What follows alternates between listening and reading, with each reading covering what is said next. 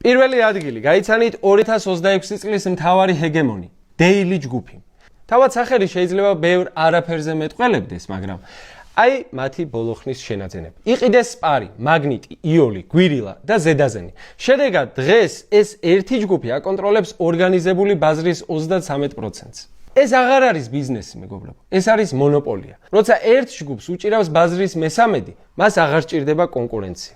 მას შეუძლია დილით გაიღვიძოს და თქვას: დღეს შაქარი ეღირება 5 ლარი. და მორჩა, შაქარი ეღირება 5 ლარი. რადგან სხვაგან წასასვლელი თქვენ უბრალოდ არ გაქვთ. მაგრამ თავარი ის კი არ არის, რამდენი მაღაზია აქვთ. თავარია, ვინ გაერთიანდა ამ სახურავის ქვეშ.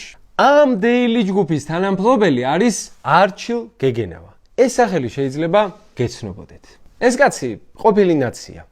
სამხედრო პარლამენტის თათმინის მაჟორიტარული დეპუტატი ვიყავი 4 წლის განმავლობაში, მომდევნო 4 წლის განმავლობაში ზუსტად მაგას ვთქვი, ხარ გავიმარჯვე არჩევნებში და კიდევ 4 წელი თათმინის მოსახლეობის ინტერესები გავატარო. მაგრამ ოცნებამ ეს კაცი გულში ჩაიკრა. რატომ?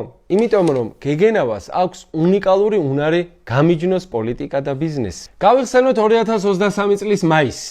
ყვარლის ტბა. სწორედ გეგენავას სასტუმროში ყვარელი ლეიქ რეზორტში ჩამოვიდა რუსეთის საგარეო საქმეთა მინისტრი სერგეი ლავროვის შვილი ეკატერინა ლავროვა და მისი სიძე.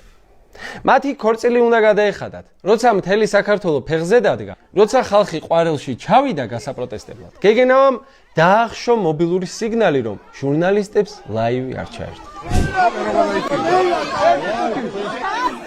რამ გაგახეცა თქვენი დედამო? პოლიციამ ხალხს ტელეფონები წაართვა და 10 მშვიდობიანი მოქალაქე დააკავა.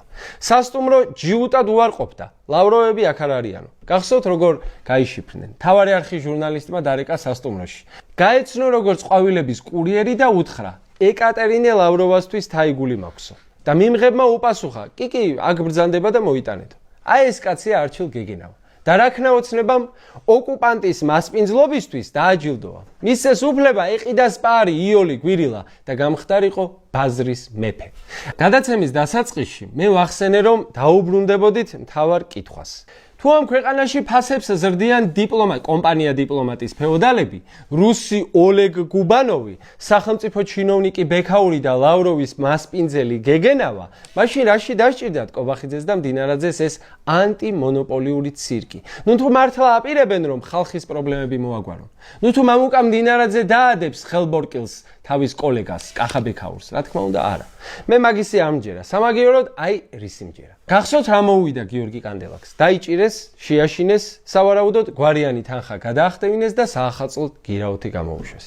გახსოვთ რაზე დაიჭირეს სუსის ყოფილი უფროსი გრიგოლ ლილუაშვილი? ქრთამზე. გახსოვთ რაზე ზის შინაპატიმრობაში ირაკლი ღარიბაშვილი? კორუფციაზე. ყველა დაჭერილი ქოცი დაჭერილია ფულზე. ამიტომაც ეს ახალი რიტორიკა ფასების რეგულირებაზე არის უმარტივესი სქემა. ერთის მხრივ ხალხს აჩვენებენ, რომ ზრუნავენ და ებრძვიან ღორ ბიზნესმენებს, მეორეს მხრივ კი სისტემის შიგნით არსებულ მილიონერებს უფრო მაგრად უჭერენ კლანჭებს, რათა მათაც არ მოინდომონ გაქცევა, როგორც ეს სავარაუდოდ ნოშიკო ნამორაძემ სცადა. სავარაუდოდ. ეს არის გზავნილი, ბიჭებო, ფული გვაკლია. ან გადაიხდით, ან კანდელაკივით ციხეში წახვალთ. და როგორც კი გადაიხდიან, მათ ისევ გაუშვებენ საბალახოდ, ანუ ჩვენს გასატყავებლად. ჩვენ კი საზოგადოებამ და ოპოზიციამ არ უნდა დაუშვათ ერთი შეცდომა. როცა კობახიძე დაიწყებს საუბარს, რომ ფასები დასაწევია, ჩვენ არ უნდა დავიწყოთ მათი დაცვა და ძახილი. ხელები შორს თავისუფალი ბაზრისგან. იმიტომ რომ ეს არ არის თავისუფალი ბაზარი. ეს არის მონოპოლია. ჩვენ უნდა დავსვათ ერთადერთი მარტივი კითხვა. ვინ აძვირებს პროდუქტებს, თუ არა ისევ და ისევ თქვენი პარტიის წევრები, თქვენი დონორები და თქვენი ჩინოვნიკები. თქვენ ებძვით ფასებს. მაშინ დაიწყეთ მთავარი მონოპოლისტიდან. და აი როცა მდინარაძე ბორკილდადებულ ივანიშვილს გამოიყვანს სასახლიდან, მარტო მაშინ დავიჯერებ, რომ სისტემა შეიცვალა. თორემ ქოცებმაც ხომ იცით, რომ არ მორჩება ეს დაჭერები. ასე ხდება პრობლემების გადაფარვა. დაიჭირეს ლილუაშვილი. ლილუაშვილის დაჭერა გადაფარეს ახალაიათი. ახალაიას გადაფარავენ ღარიბაშვილით. ღარიბაშვილს გადაფარავენ, ავიცი, ჩემი დაჭერით. მე გადამფარავენ აგერ მინდიას დაჭერით. მერე გიორგის დაიჭერენ, ტრიფონას დაიჭერენ, ქოცას დაიჭერენ, ნაცსაც, შუაშისსაც. ხო არ ჯობია, რომ ეს ქოციც, ნაციც, შუაშისტიც გარეთ ვიყოთ ყველანი. და ის ერთი კაცი გაუშვათ ციხეში. ამამუკა, რა სიტყვი? კიდე 4 მედალს მოგანიჭებ მე პირადად.